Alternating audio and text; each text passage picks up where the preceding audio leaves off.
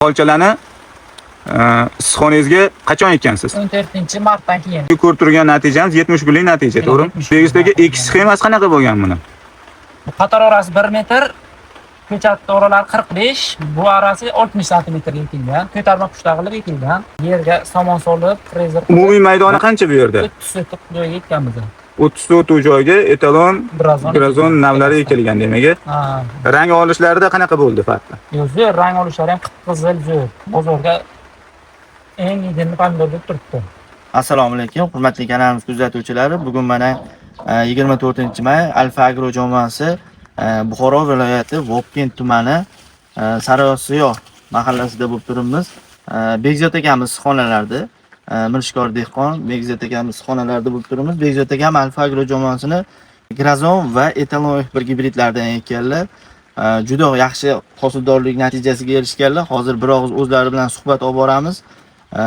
O'zlari kerakli ma'lumotlarni va qo'shimcha yangi tavsiyalarni berib o'tadilar. Agrotexnik yetishtirishlari bo'yicha Xudo xolisa hammamizga manfaatli bo'ladi.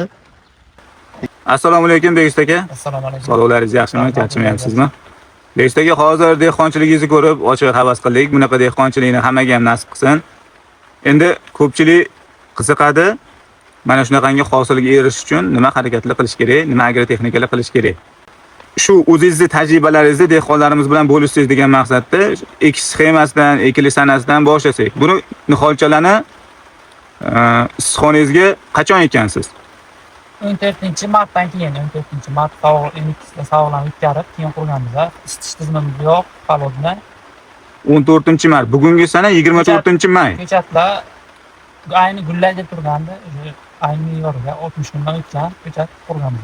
Ha. 65 kun bo'lgan ko'chat. Bugungi ko'rib turgan natijamiz 70 kunlik natija, to'g'rimi? 70 kunlik, qurilgandan 70 kun. Xo'p, endi Begzod aka ekish sxemasi qanaqa bo'lgan buni? Qator orasi 1 metr, ko'chat o'ralari 45, bu orasi 60 santimetrga ekilgan. Ko'tarma pushta qilib ekilgan.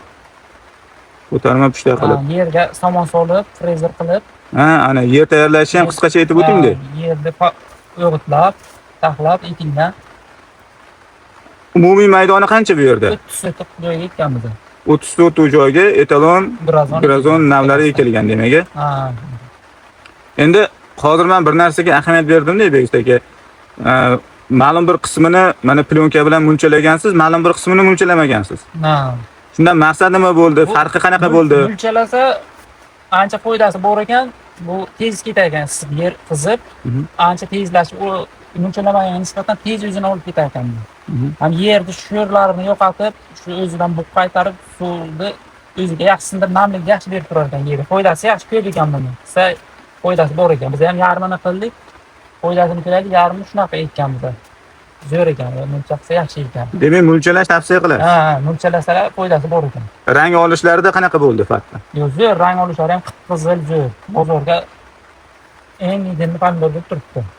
Xo'p, endi qarang, oziqlantirish tartibiga qanaqa dastur asosida boqdingiz? Nimalardan ko'proq berdingiz? Endi kalsiy nitrat, shu yara fermasini oziqalarini ber. Endi ko'chat ahvoliga qarab, nima talab qilsa magniy, hammasini ketma-ketinlikka berib bordik. Unaqa ko'p ham oziqlantirganimiz yo'q, o'zi ko'p ham oziqa talab qilmaydi. Tanasi ko'p qalillashib, ko'p barglari yiriklashib ketdi uchun ko'p oziqa ham bermadik. Tomchilatib sug'orish tizimi bor-a? Ha, shunaqa.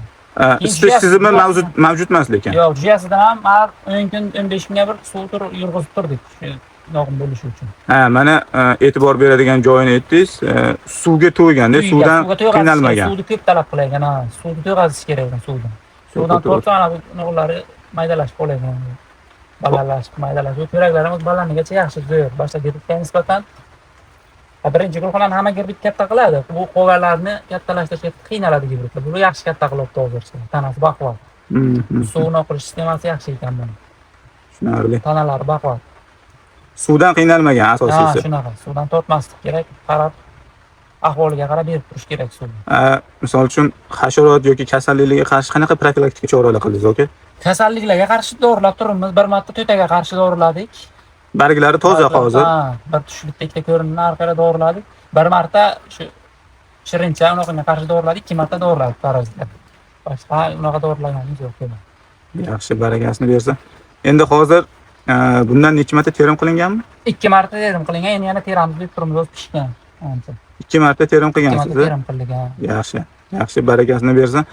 Hozir mana shu gibridlarni ekib ko'rdingiz. Alfa Agro kompaniyasining etalon grazon gibridlarini ekib ko'rdingiz. Bilamiz, boshqa gibridlarni ham ekib ko'rgansiz. Har xil gibridlar. Sizga nimasi bilan ma'qul bo'ldi? Dehqonlarga qanaqa tavsiyalar qilasiz?